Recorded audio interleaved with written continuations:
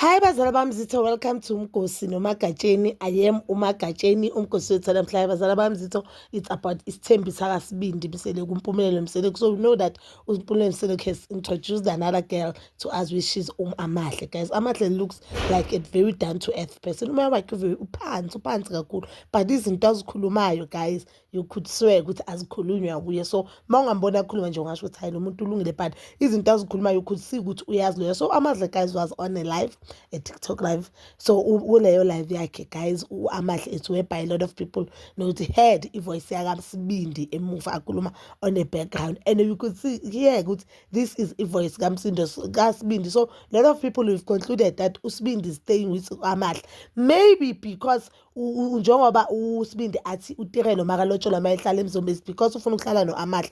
And remember uTirelo uke washo ukuthi the reason ukuthi uSibindi angasiwondli umntwana for 3 months kulandelana inyanga ezi3 zilandelana is because uSibindi udla imali noAmahle eDurban, and uAmahle ufunda e-University of Zululand, obviously useduzane nomuntu.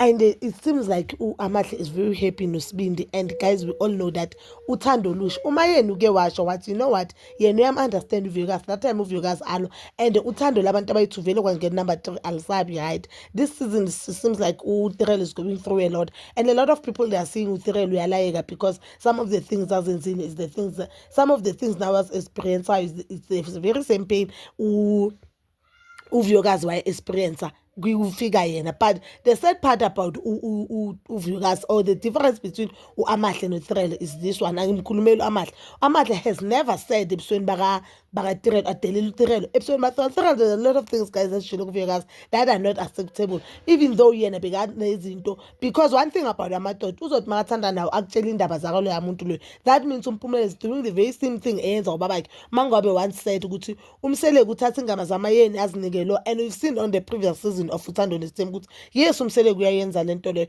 But one thing about Amahle we've never not unless ngoba manje can this Sunday can uzobona can bazomnitha uAmahle no-Tirelo on TV, kanti uzobona ukuthi uzobehave kanjani. But I've never seen uAmahle akhuluma something ngoTirelo ebusweni. Ama-diaries guys awafani nasebusweni. uTirelo has said a lot of things ngoVuyokazi guys. uTirelo once said kuVuyokazi need to know iworth yakhe. uTirelo has not said kuVuyokazi bakhuluma nje asking uVuyokazi ukuthi wena ukhishwa yini, ukwatela ukuthi you are not number 1.